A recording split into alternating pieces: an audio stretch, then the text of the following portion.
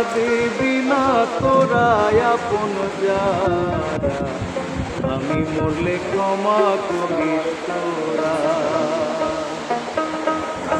আমি মরলে কাঁদিবি না তোরা আপন যারা, আমি মরলে ক্ষমা করিস তোরা।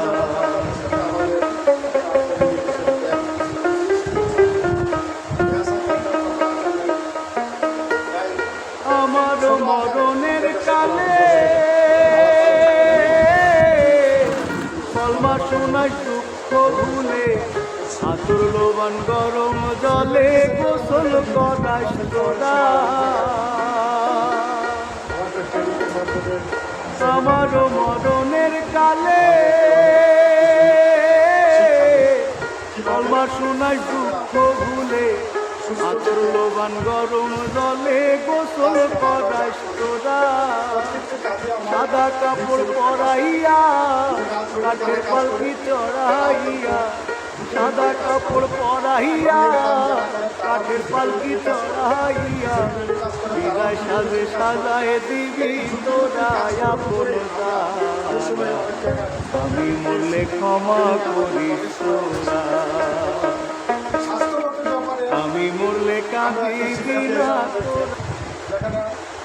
যেখানে আমরা কাজ করি সে মালিক কর্তৃপক্ষের বা মালিক কর্তৃক ওই সাইডে একটা মিনি ডাক্তারের বক্স অথবা ডাক্তারের সরঞ্জাম ওষুধপাতি নানান আপনি যেগুলো ওখানে রাখার জন্য বলা আছে।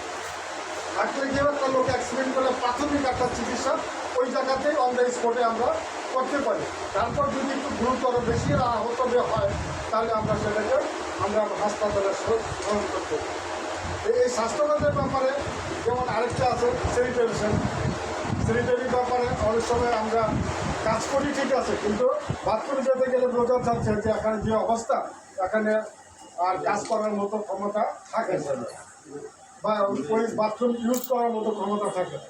যাই হোক, এখন ওই দিকটাও আমরা আমাদেরকে একটা ট্রেনিং দেওয়া হয়েছে কীভাবে করলে আমরা এই জিনিসটাকে আরও প্রচলিত করতে পারবো, মানুষকে প্রচার করতে পারবো।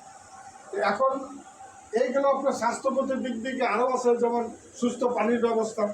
স্বাস্থ্যগত ব্যাপারে যেমন রোদ্রে অনেক সময় আমরা কাজ করি, অনেক সময় সিদ্ধ হয়ে যায় রোদ্রে, নিচে আসলে মনে হয় যে কোথায় আসলে নিজেই বলতে পারি না।